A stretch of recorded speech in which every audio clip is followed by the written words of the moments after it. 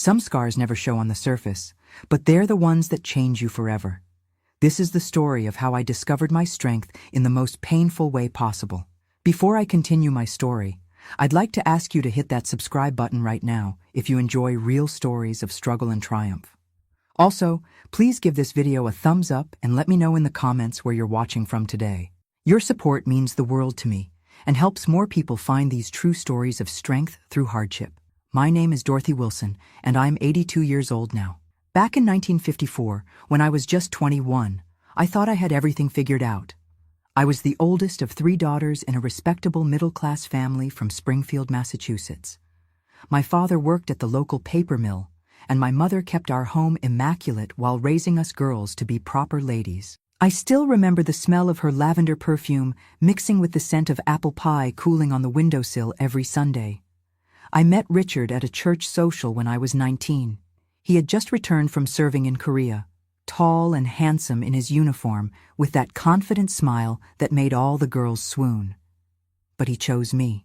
Richard Thompson was going places, smart, ambitious, with a business degree thanks to the GI Bill. When he proposed after just 6 months of courtship, I didn't hesitate. My mother cried tears of joy as she helped me into my wedding dress, whispering that I had caught the best fish in the pond. Our wedding was the social event of the spring of 1952. I wore my grandmother's pearl necklace and a dress with so many layers of tulle I could barely fit through the church doors. My younger sisters, Ruth and Betty, were my bridesmaids. Betty was only 17 then, still in high school, her golden curls bouncing as she giggled through the ceremony. She was always the pretty one, the one people noticed first with her bright blue eyes and infectious laugh. I never thought much about how Richard's gaze lingered on her during family gatherings.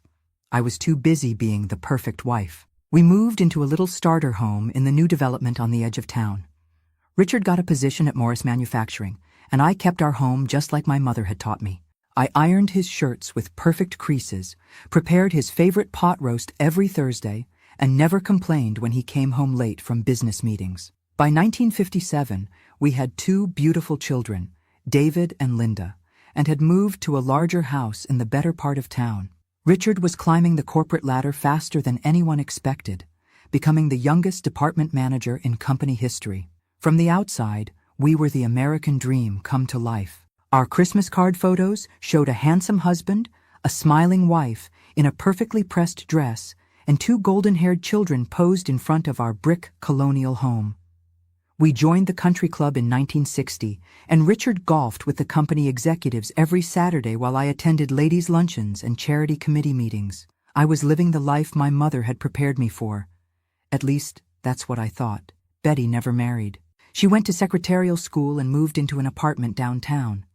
She visited often, bringing gifts for the children and always staying for dinner. "Poor Betty," my mother would say. "She just hasn't found the right man yet." Betty became a fixture at our family gatherings, always willing to babysit or help with holidays. Richard insisted we include her, saying it was the charitable thing to do. I never suspected his motives weren't purely familial. The first hint came in 1963. I found a matchbook from the Starlight Motel in Richard's jacket pocket while doing the laundry. When I asked him about it, he laughed it off, saying they had taken a client there for drinks. I believed him because that's what good wives did. They trusted their husbands. The lipstick on his collar 3 months later was explained away as an accident when his secretary tripped. The late nights became more frequent, often stretching past midnight. I kept my suspicions buried deep inside, focusing instead on my children and my volunteer work at the hospital. I started taking typing classes at the community college, telling Richard it was just to keep my mind sharp while the children were at school. In reality, something inside me knew I might need those skills someday. It was the first small act of rebellion in my perfectly orchestrated life. In March of 1965, I planned a surprise for Richard's 36th birthday. I made arrangements with his secretary to clear his afternoon schedule so I could take him to lunch at his favorite steakhouse. When I arrived at Morris Manufacturing at noon, his secretary looked confused. "Mr. Thompson called in this morning, said he was feeling under the weather and would be working from home today." A chill ran through me as I smiled and thanked her, pretending I had forgotten. I drove home slowly, rehearsing what I would say when I found him there, probably just working on reports as he claimed. But our driveway was empty. On a hunch, I drove past Betty's apartment building downtown. There was his car, parked brazenly in the visitor's spot. I sat in my Buick for nearly an hour, watching the building entrance, my hands gripping the steering wheel so tightly my knuckles turned white. When they emerged together, laughing, his arm around her waist in a way that was unmistakably intimate, something broke inside me. They kissed before he got into his car, not a familial peck on the cheek, but a passionate embrace that told me everything I needed to know. I didn't confront them. Not then. Instead, I drove home, prepared Richard's favorite dinner, and acted as if nothing had happened when he arrived home claiming he'd been in bed with a migraine all day. As I watched him eat the pot roast I had prepared with such care, listening to him lie so effortlessly, I made a decision. Dorothy Thompson would no longer be the fool in this story. That night, after Richard fell asleep, I stood at our bedroom window, looking out at the quiet suburban street lined with identical houses filled with wives who might be just like me, living perfect lies. I promised myself that whatever happened next, I would never again be the woman who didn't know, who didn't act, who accepted pretty falsehoods over ugly truths. My mother had raised me to be a good wife, but she never taught me what to do when being good wasn't enough. Little did Richard know that his betrayal had planted a seed in me, one that would grow into the most elaborate revenge a 1960s housewife could imagine. And it would begin with a simple job application at the very law firm that handled all of Morris Manufacturing's legal affairs. As spring turned to summer in 1965, I transformed from Dorothy Thompson, the perfect suburban housewife, into someone I barely recognized in the mirror, a woman with purpose beyond casseroles and carpools. The law firm of Hastings, Miller & Cohen occupied the entire 5th floor of the tallest building downtown, its mahogany-paneled reception area intimidating by design. I wore my best blue suit with a silk scarf at the neck, clutching my freshly typed resume in trembling hands. "Mrs. Thompson," Mr. Cohen said, reviewing my application with skeptical eyes, "your typing skills are adequate, but we typically hire younger women without family obligations." His emphasis on the last two words made his meaning clear. Married women with children weren't considered reliable employees. "My children are in school all day, Mr. Cohen," I replied with a calm I didn't feel. "And I believe reliability is demonstrated, not assumed." I paused before adding, "I also believe you handle the contract work for Morris Manufacturing, where my husband is a department manager." His eyebrows raised slightly. Mentioning Richard was a calculated risk.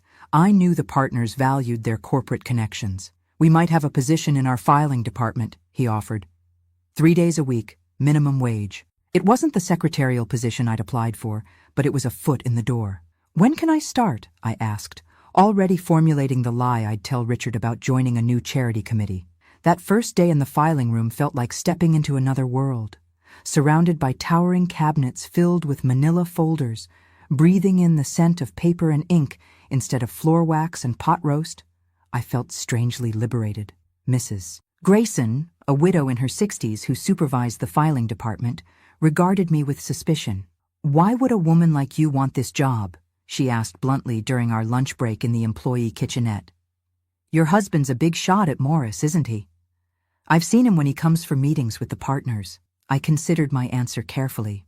"Let's just say I need something that's mine alone," I replied, meeting her gaze steadily. She studied me for a long moment before nodding. "Well, if you're going to stay, you might as well learn properly." From that day forward, Mrs. Grayson became my unexpected ally, teaching me the intricate filing system that organized the legal lives of half the businesses in town. By fall, I had access to most of the firm's archives, including, crucially, the corporate documents for Morris Manufacturing. I stayed late whenever I could, claiming charity meetings to Richard, who barely noticed my absences as he was frequently working late himself. I studied those documents with an intensity that surprised even me, learning about shareholder agreements, property transfers, and the legal foundations of corporate ownership. One October evening, Mr. Miller found me reading through a thick folder of property law precedents long after everyone else had gone home. "Ambitious for the filing room, Mrs. Thompson," he remarked with amusement. Just trying to understand how everything fits together, sir, I replied, heart pounding at being discovered. Instead of reprimanding me, he leaned against the desk. Cohen mentioned you're Richard Thompson's wife. When I nodded, he continued. I played golf with him at the club last weekend. He never mentioned his wife worked here. He doesn't know, I admitted. I'd appreciate your discretion. He studied me with newfound interest. You know, we're looking for a paralegal who understands property law. The position requires evening classes at the community college, but it pays better than filing. The opportunity was unexpected, but perfect. By Christmas 1965, I was enrolled in paralegal courses 3 evenings a week. To Richard, I had joined the hospital board and a literacy program for underprivileged children, excuses for my frequent absences that played to his vanity about having a charitable wife. He boasted about my volunteer work to his colleagues, even as he spent those same evenings with my sister. Betty's betrayal cut deeper than Richard's. She visited our home every Sunday for dinner, playing with my children, accepting my hospitality while looking me in the eye, and lying. Sometimes I caught them exchanging glances across the table, their secret communication a language I wasn't meant to understand. Each smile they shared fueled my determination. At the law firm, I flourished. The paralegal position gave me access to the mechanics of wealth and property, how assets could be transferred, how ownership could be hidden or revealed. Mr. Miller became something of a mentor, impressed by my quick grasp of legal concepts and meticulous attention to detail. You have a natural mind for this work, he told me after I helped organize a particularly complex property transfer. Most paralegals take years to develop your level of understanding. What he didn't know was that I studied each night after Richard fell asleep, poring over legal textbooks by flashlight like a spy learning enemy codes. I was fighting for my future in the only way I knew how, with quiet determination and painstaking preparation. By the summer of 1966, I had my next move planned. Richard had been investing in various properties around town, using the bonuses from his recent promotion. As his wife, I had signed many documents without questioning them. Now, with my newfound knowledge, I reviewed copies of everything I could access through the firm's records. I discovered Richard had purchased 3 rental properties in a developing area north of town, but only one was in our joint names. The others were listed under Morris Holdings, a separate entity Richard had created with unnamed partners. I strongly suspected Betty was involved, perhaps being set up for a future together.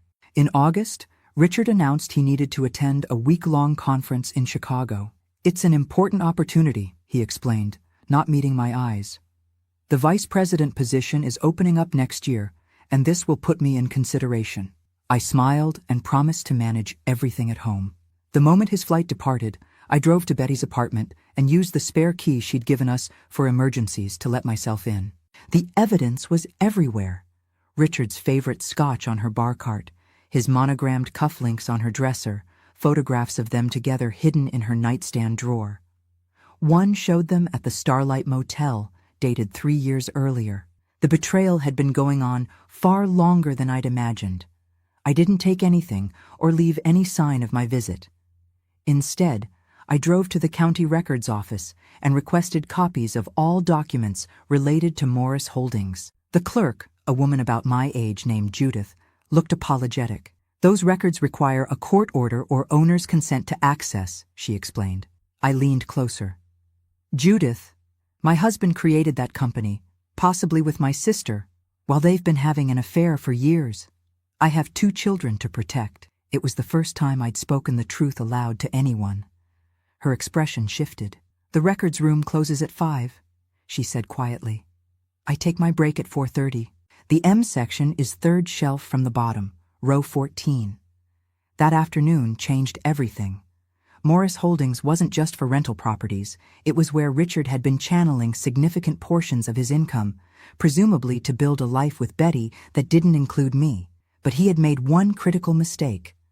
On the original incorporation documents, filed before their affair began, he had listed me as a 40% owner, likely to avoid certain tax implications.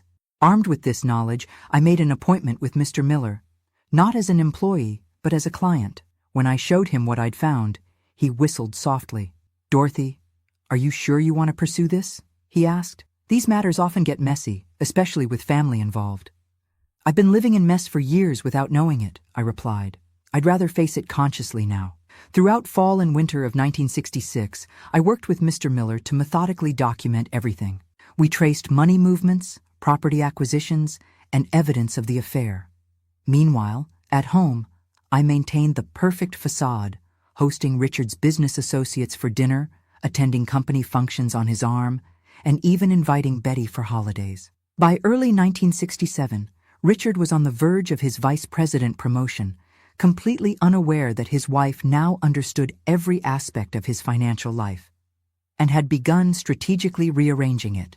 Using my legal position and the 40% ownership of Morris Holdings, I quietly initiated transfers that would eventually consolidate assets under my control. "You're playing a dangerous game," Mrs. Grayson warned me one afternoon after observing my focused determination. "Men like your husband don't lose gracefully." "This isn't a game," I replied, looking up from the document I was preparing. "It's survival." What Richard and Betty never understood was that I wasn't just fighting for money or property. I was reclaiming my dignity piece by piece, document by document. In their arrogance, they believed I was too simple, too devoted to my role as wife and mother, to comprehend their deception. Their underestimation would be their downfall. As winter melted into spring of 1967, I finalized my preparations. Richard's 38th birthday was approaching in March, traditionally celebrated with a party at our home for colleagues and friends. This year, I planned something special. It would be a gathering no one would forget, least of all my husband and my sister. March 15, 1967, dawned bright and clear, a perfect spring day that gave no hint of the storm I was about to unleash. Richard's 38th birthday celebration was scheduled for 7 o'clock that evening. I'd invited 30 guests, his colleagues from Morris Manufacturing, our neighbors, friends from the country club, and of course family, including Betty. I spent the day preparing with unusual care. The house gleamed from top to bottom. Fresh flowers adorned every room. I'd ordered his favorite German chocolate cake from Pearson's Bakery downtown, where they knew exactly how he liked the coconut frosting. The dining room table was set with our best china and crystal, wedding gifts that now seemed like artifacts from another woman's life. At 5 o'clock, I stood before my bedroom mirror, applying lipstick with a steady hand. I'd chosen a new dress for the occasion, not my usual pastel shift, but a sleek royal blue sheath that hugged my figure in a way Richard hadn't seen in years. My hair was styled in a more modern cut, inspired by Jackie Kennedy's elegant bob. The transformation wasn't just physical. Something in my eyes had changed, a newfound hardness that came from 13 months of meticulous planning. "Mom, you look different," Linda said, appearing in the doorway in her party dress. At 12, she was beginning to notice things with a young woman's perception. "Sometimes change is necessary, sweetheart," I replied, adjusting my pearl necklace, the same one I'd worn on my wedding day. "Would you check if David is ready? Guests will arrive soon." By 6:30, Mr. Miller had arrived, ostensibly as a guest, but really as my legal witness. His presence was my insurance policy. Richard greeted him with surprise but obvious pleasure, assuming the senior partner's attendance indicated good things for Morris Manufacturing's relationship with the firm. If only he knew. Betty arrived at 6:45, wearing a dress I recognized from our shopping trip last month. A trip during which she'd pretended to help me select a gift for Richard, while knowing she was the one truly sharing his life. She kissed my cheek and handed me a wrapped package. "You've outdone yourself, Dot," she said, glancing around at the elaborate preparations. "The place looks wonderful." "I wanted everything to be perfect," I replied, my smile never reaching my eyes. "Tonight is special." Richard made his entrance at 7 sharp, fresh from work in his best suit, playing the role of surprised birthday boy, although we'd had this party on the same date for years. He accepted congratulations and handshakes with practiced charm, his arm occasionally brushing against Betty's as they circulated through the crowd separately but in obvious unconscious orbit of each other. Dinner was served at 8. Crown roast with all the trimmings, served by a catering staff I'd hired for the evening, another departure from my usual home-cooked affairs. Richard raised his eyebrows at this extravagance, but seemed pleased by the impression it made on his colleagues. I watched him holding court at the head of the table, so confident in his position, so certain of his control over our lives. After dinner, as guests mingled in the living room with cocktails, I nodded to Mrs. Grayson, who had arrived late as planned. She slipped upstairs unnoticed and returned minutes later with a subtle nod. Everything was in place. At 9:30, I tapped a spoon against my crystal glass, calling for attention. The room quieted as all eyes turned to me. "Thank you all for coming to celebrate Richard's birthday," I began, my voice steady despite the hammering of my heart. After 15 years of marriage, I've learned that surprises keep the relationship exciting. A knowing chuckle rippled through the room. Richard smiled indulgently from his armchair, scotch in hand. "What have you been up to, Dorothy?" he asked, a hint of genuine curiosity breaking through his practiced affection. "I've prepared a special gift this year," I continued, smiling. "One that reflects the true nature of our partnership." Mrs. Grayson appeared at my side with a large, wrapped package, which I placed on the coffee table in front of Richard. The room watched with anticipation as he unwrapped it, revealing a leather portfolio embossed with the Morris Manufacturing logo. "Open it," I encouraged, as confusion flickered across his face. Inside were documents, dozens of them, meticulously organized with color-coded tabs. His expression froze as he recognized the Morris Holdings letterhead on the first page. "What is this?" he asked, his voice dropping to a dangerous whisper. "Just the paperwork documenting your transfer of controlling interest in Morris Holdings to me," I replied conversationally, as though discussing the weather. "Along with the deed transfers for the rental properties on Maple Street and Oak Avenue." The color drained from his face. Across the room, Betty's champagne glass slipped from her fingers, shattering on the hardwood floor. No one moved to clean it up. All eyes were fixed on the unfolding drama. "There must be some mistake," Richard said, attempting a laugh that sounded more like a gasp. "Dorothy doesn't know anything about business matters." "On the contrary," Mr. Miller interjected smoothly, stepping forward. "Mrs. Thompson has developed quite an expertise in corporate law over the past year. These transfers are completely legitimate, signed by you, notarized, and properly filed." Confused murmurs spread through the room as guests tried to make sense of the situation. Richard flipped frantically through the portfolio, his composure crumbling with each page. "You can't do this," he hissed, low enough that only those closest could hear. "You don't understand what you're doing." "I understand perfectly," I replied, "just as I understand the nature of your business trips and late meetings." I turned to face our audience. "Friends, I apologize for the awkwardness, but since we're all here, family, friends, colleagues, I thought it would be efficient to announce some changes." From my pocket, I removed a small stack of photographs and held them up. "These are copies. I have the originals in a safe place." They clearly showed Richard and Betty entering and leaving the Starlight Motel on various dates, each one time-stamped and documented. A collective gasp swept through the room. Betty pressed a hand to her mouth, tears welling in her eyes. Richard lunged for the photos, but I stepped back smoothly. "Effective immediately," I continued, my voice ringing clear in the stunned silence. "I will be assuming management of Morris Holdings and its assets. I'll also be taking a more active role in our financial affairs." I paused, meeting Richard's gaze. "Including your position at Morris Manufacturing." "What are you talking about?" he sputtered. Mr. Miller stepped forward again. "Mrs. Thompson now controls the 15% stake in Morris Manufacturing previously held by Morris Holdings. Combined with the shares already in her name from your joint portfolio, she now has significant influence with the board." The vice president of Morris Manufacturing, Chester Williams, set down his drink with a thud. "Is this true, Thompson? You've been running a shadow company using corporate connections?" Richard's face contorted with fury as his professional and personal lives imploded simultaneously.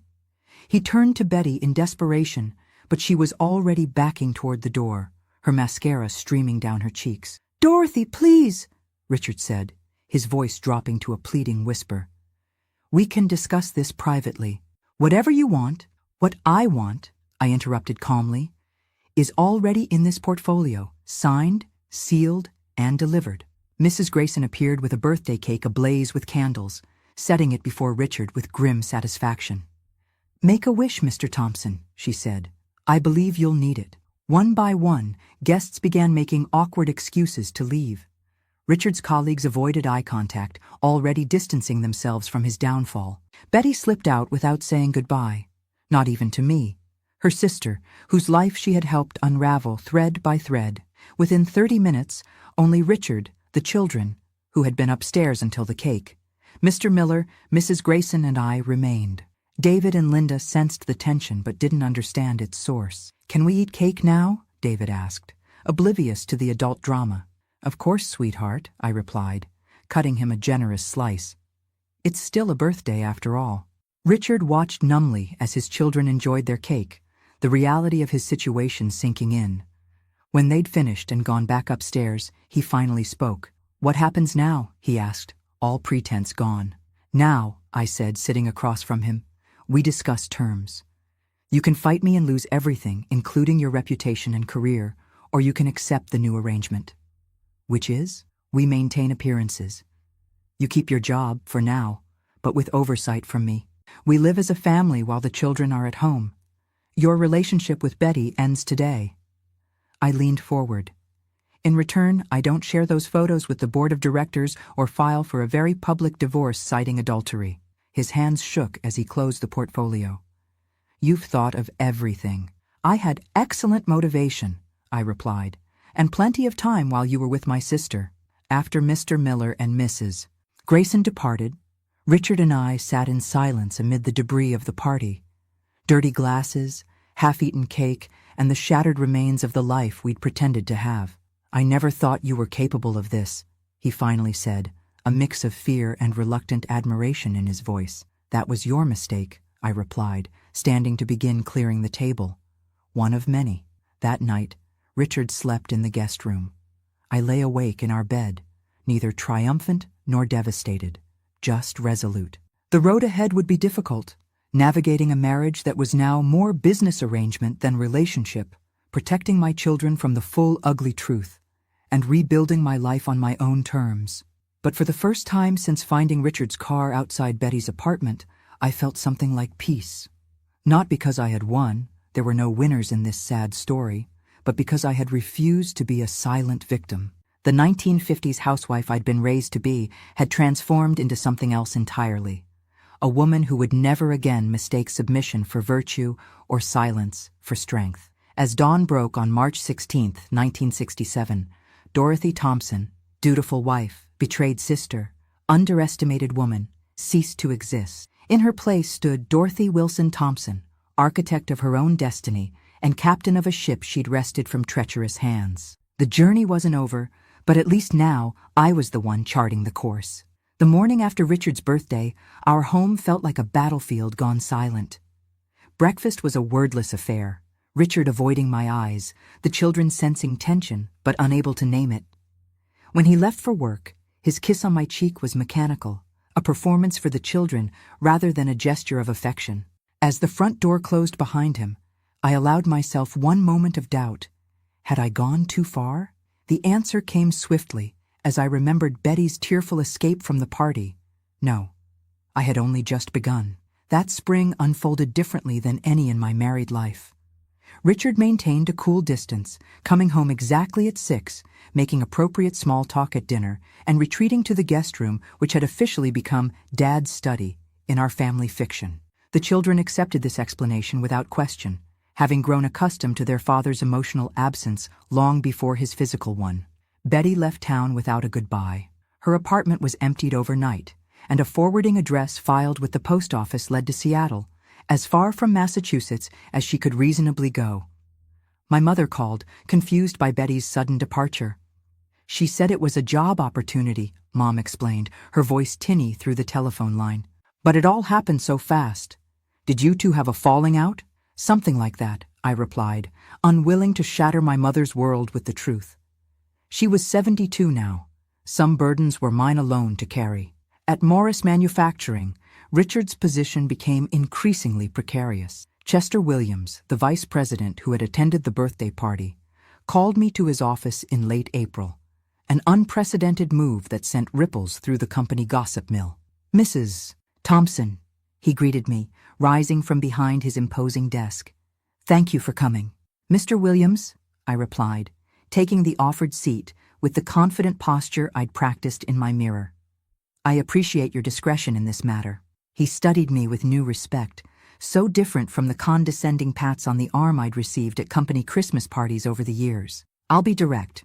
The board is concerned about Richard's personal entanglements affecting company judgment. That real estate venture skirts several ethical boundaries. I understand completely, I said. That's why I've dissolved Morris Holdings and restructured the assets. The documentation is with your legal department. He looked startled. You've been busy. Necessity is quite motivating, Mr. Williams. He nodded slowly. The vice presidency Richard was angling for. It's no longer a possibility for him. I assumed as much. However, he continued, leaning forward, we value stability and discretion. If Richard accepts a lateral move to the Philadelphia office, we can avoid any messy public situations. The company would, of course, assist with relocation expenses. The offer surprised me. Not just for its generosity, but for its timing. You've given this considerable thought. The board meets weekly, Mrs. Thompson, he replied with a slight smile. This matter has been our primary discussion since your illuminating birthday celebration. That evening, I presented the Philadelphia option to Richard as we sat in the living room after the children went to bed, our new ritual of civilized negotiation. Philadelphia? He repeated, swirling ice in his Scotch glass. That's your solution? It's the board's solution, I corrected calmly. The alternative is dismissal, possibly with legal consequences, depending on what else they find when they start looking closer at Morris Holdings. He drained his glass. And what about you and the children? Am I supposed to move alone? I had anticipated this question. We'll maintain 2 households. The children will finish the school year here, then join you for the summer. We'll evaluate more permanent arrangements in the fall. You've thought of everything, he said bitterly.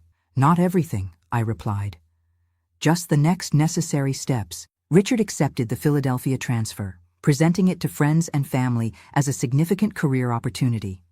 By June, he had rented an apartment there, returning to Springfield on alternate weekends. The arrangement gave me space to breathe and plan my next moves. In July 1967, I secured a full-time position at Hastings, Miller & Cohen as their property law specialist, a newly created role that recognized my unique expertise. Mr. Miller had championed my appointment despite resistance from the other partners. A married woman with school-aged children isn't a traditional hire, he admitted during my interview. But your work over the past year has been exceptional. We'd be fools to lose you to another firm. The salary was modest compared to Richard's, but combined with the income from the rental properties now under my management, it provided a foundation of independence I'd never before experienced. I opened my own bank account, an act that would have seemed treasonous in the early years of my marriage. When the children joined Richard in Philadelphia for the summer, I allowed myself 1 week of solitude in the house that had been my beautiful prison. I walked through empty rooms, touching furniture and photographs, confronting memories both sweet and painful. On the 7th day, I began making changes, repainting the master bedroom in a rich burgundy that Richard would have hated, replacing the floral curtains with clean, modern lines, moving furniture to create a home office in what had been Betty's guest room. By September, when Linda and David returned for the school year, they found not just a redecorated house, but a transformed mother. I was thinner, my wardrobe updated with structured dresses and tailored pants that scandalized some of the country club wives, but earned subtle nods of approval from younger women. I drove myself to work each morning, briefcase in hand, and returned in time to prepare dinner, proving that ambition and motherhood weren't mutually exclusive. Mom, are you and Dad getting divorced? Linda asked one evening as we washed dishes together. At 13, she was perceptive beyond her years. We're finding a new way to be a family, I answered carefully. Sometimes adults need space to figure things out. Is it because of Aunt Betty? She pressed, surprising me with her insight. When I didn't immediately answer, she continued. I saw them once, at the park, when they didn't know I was there. They were holding hands like you and Dad never do. My heart ached for her lost innocence. Adults make mistakes, sweetheart. Complicated ones. I like you better now, she said suddenly, her young face solemn. You smile with your eyes, not just your mouth. Her observation stayed with me. A a touchstone during difficult moments in the months that followed. Richard fought the separation in subtle ways, forgetting to send child support checks, calling the children to complain of loneliness, making surprise visits that disrupted our new routines. Each manipulation was met with calm resolution on my part, our battles conducted through lawyers rather than raised voices. By spring 1968, the country was in turmoil over Vietnam and civil rights, and so was my personal life. Richard filed for divorce, claiming desertion, a laughable charge given the circumstances, but one that threatened my reputation and custody of the children. Mr. Miller represented me, countering with evidence of Richard's infidelity that had been carefully withheld until absolutely necessary. The morning Richard's lawyer received our response, complete with time-stamped photographs and hotel receipts spanning 3 years, the desertion claim was withdrawn. New terms were proposed, a clean break with generous child support and shared custody. "He's afraid," Mr. Miller explained, as we reviewed the offer in his office, "not just of public exposure, but of what else you might have documented during your time at the firm." "Does his fear serve our purposes?" I asked pragmatically. "Admirably," he replied, with the ghost of a smile. The divorce was finalized in June 1968, notable for its generous terms, at a time when divorced women often faced financial ruin. I kept the Springfield house, the rental properties, and primary custody of the children. Richard's child support payments were substantial, secured by a lien against his pension. What I surrendered was insignificant by comparison. Some furniture, half the china, and the country club membership I'd grown to despise. The whispers followed me, of course. Divorce in 1968 still carried stigma, especially in suburban circles. Invitations dwindled. School mothers gave me wide berth, and Linda struggled with changing friendships as classmates were forbidden from visiting our now broken home. But for every closed door, unexpected windows opened. Carol Bennett, a recent widow who had moved next door, became an unlikely ally. In her late 40s with grown children, she had inherited her husband's insurance business and was determined to run it herself despite pressure to sell. "These old dinosaurs think a woman can't understand actuarial tables," she confided over coffee one morning. "Wait until they see my quarterly numbers." Through Carol, I met other women charting unconventional paths: a pharmacist who had taken over her father's business, a widow managing rental properties, a divorced teacher supporting 3 children. We formed an informal network, sharing childcare, business advice, and much-needed laughter. By 1970, my professional reputation had outgrown my divorce scandal. I was handling property transactions for several prominent businesses, had expanded the rental portfolio to 7 properties, and was teaching a night course on property law at the community college. The children spent alternate holidays with Richard, who had remarried a younger colleague from the Philadelphia office, a development that surprised no one, least of all me. In the summer of 1972, an unexpected letter arrived from Seattle bearing Betty's handwriting. For days, it sat unopened on my desk, a time bomb from the past I wasn't sure I wanted to detonate. When I finally broke the seal, her words poured out in familiar looping script. "Dorothy, I know no apology can ever be sufficient, but I need you to know how deeply I regret the pain I caused. Richard found me last year in Seattle. He wanted to restart what we had, even though he was remarried. I refused. Too late, I understood what kind of man he truly is and what kind of woman you are. I don't ask for forgiveness, only that someday you might think of me as something other than the worst mistake of your life. Your sister, Betty." I read it 3 times before placing it in my desk drawer. No response seemed adequate. Forgiveness wasn't a single moment, but a process that might take the rest of our lives. For now, acknowledgement would have to be enough. In December 1973, Chester Williams called with an unexpected proposition. Morris Manufacturing was expanding into commercial real estate and needed someone to oversee their property acquisitions. The irony wasn't lost on either of us. The company that had nearly been Richard's downfall now sought my expertise. "Would it be awkward for you, given the history?" Chester asked cautiously. "History makes for solid foundations when properly acknowledged," I replied. "I'd be interested in discussing terms." By early 1974, at 41 years old, I became Morris Manufacturing's first female executive, Director of Property Development. My office featured large windows overlooking downtown Springfield, a far cry from the windowless filing room where my transformation had begun 9 years earlier. Mrs. Grayson, now retired but still a dear friend, attended the small celebration we held after my first day. "Remember when you said you needed something that was yours alone?" she asked, raising her champagne glass in a toast. "Look at you now. I couldn't have done it without you," I replied sincerely. She shook her head. "No, Dorothy. You had it in you all along. Some women just need the right catastrophe to discover their power." In spring 1975, I received an unexpected invitation to speak at the Springfield Women's Business Association, a group that had pointedly ignored my existence during the divorce. The topic was property investment for women, but the real subject was transformation. As I stood at the podium facing 60 women of varying ages, I saw in their eyes what had once been in mine: uncertainty, hope, determination. "Ladies," I began, "conventional wisdom tells us that security comes from attaching ourselves to successful men. My journey taught me that true security comes only from what you build with your own hands and mind."